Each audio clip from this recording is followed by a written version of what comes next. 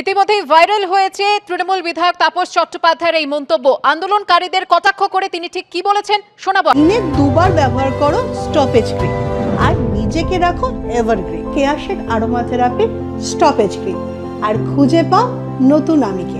হাততালি দিয়ে দিয়ে ডিস্কো ড্যান্স করে কোনো আন্দোলন সফল হয় কিছুদিন মানুষকে বিভ্রান্ত করা যায়, এটা তো হয় না। আন্দোলনটা একটা গতি প্রকৃতি আছে। তবু রাজ্যের মুখ্যমন্ত্রী তিনি বসে থাকলেন 2 ঘন্টা, কালকে তিনি নিজে আসেন, সবাইকে বললেন বাড়িতে ডাকবেন। একটা বাচ্চা ছেলে বৃষ্টিতে ভিজবে, বলছেন চা খেয়ে যান, আজ কিছু না করে মোটামুটি চা খেয়ে যান। এমন ব্যাপার আমরা এই সৌজন্য দেখাতে পারবো। আর এই মুহূর্তে আমরা টেলিফোনে যোগাযোগ করে নিয়েছি সিপিএম নেতা শতরূপ ঘোষের সঙ্গে। শতরূপ, আপনি শুনলেন, আমরা জানি যে জুনিয়র চিকিৎসকরা বারবার তাদের এই আন্দোলনকে শান্তিপূর্ণ আন্দোলন বলেছেন এবং তারপর আমরা তৃণমূলের তরফ থেকে বারবারই হুমকি হুঁশিয়ারি উড়ে আসতে দেখেছি এবং এইবার তাপস চট্টোপাধ্যায় যেমনটা বললেন যে এভাবে হাততালি দিয়ে ডিস্কো ডান্স করে আন্দোলনকে সফল করা যায় না, কি বলবেন?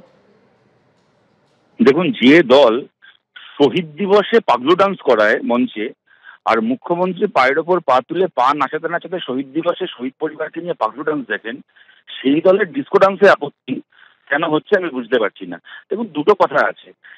তৃণমূল কংগ্রেসের কোনো একজন নেতা অসংবেদনশীল মন্তব্য করেছে। ডিস্কো ডান্স শব্দটাও, ডিস্কো ডান্স তো কোনো পাপ নয়। ডিস্কো ডান্স করা মানে গরু চুরি, বালি চুরি, কয়লা চুরি নয়। কিন্তু ডিস্কো ডান্স শব্দটাকে একটা নঙর্থকভাবে, ব্যঙ্গাত্মকভাবে ব্যবহার করে কিছু মানুষকে অপমান করেছে। এটা নিয়ে আমাদের নতুন করে বিস্মিত হওয়ারও কিছু নেই, নতুন করে বলারও কিছু নেই, কিন্তু কেননা এটাই খুব স্বাভাবিক, এটাই আমরা দেখে আসছি তৃণমূলের কাছ থেকে। আমার যেটা তার চেয়ে গুরুত্বপূর্ণ মনে হচ্ছে তাপস চ্যাটার্জির পরের কথাটায়, যে এইসব করে কিছু হবে না। মানে আপনি কি বলতে চাইছেন, কি হবে না?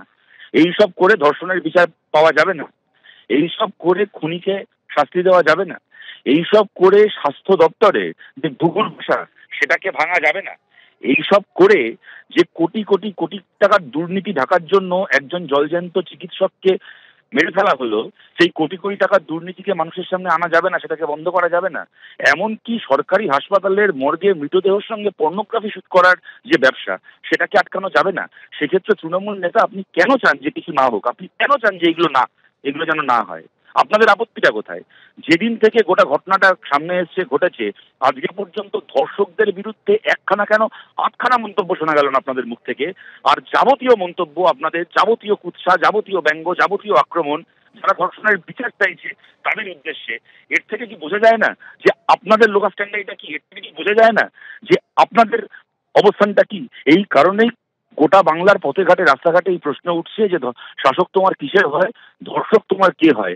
আপনি আন্দোলনকারীদেরকে ব্যঙ্গ করছেন, এটা বড় কথা নয়, কিন্তু আপনি বলছেন আন্দোলনকারীরা কিছু উসুল করতে পারবে না, ধর্ষণটা চাপাই পড়ে থাকবে, প্রকৃত দোষীর শাস্তি হবে না, ধর্ষণকাণ্ডের আসল মাথাটা সামনে আসবে না। এই যে তৃণমূল নেতার একটা, যাকে বলে উইশফুল থিঙ্কিং, এই যে ইচ্ছা, এর থেকে আমরা তৃণমূল কংগ্রেসের মানে রাজনৈতিক খালি নয়, ওরা যে ওদের একটা অংশ যে ক্রাইমের সঙ্গে যুক্ত, এটা ওরাই বারবার প্রমাণ করছে। ধন্যবাদ শতরূপ।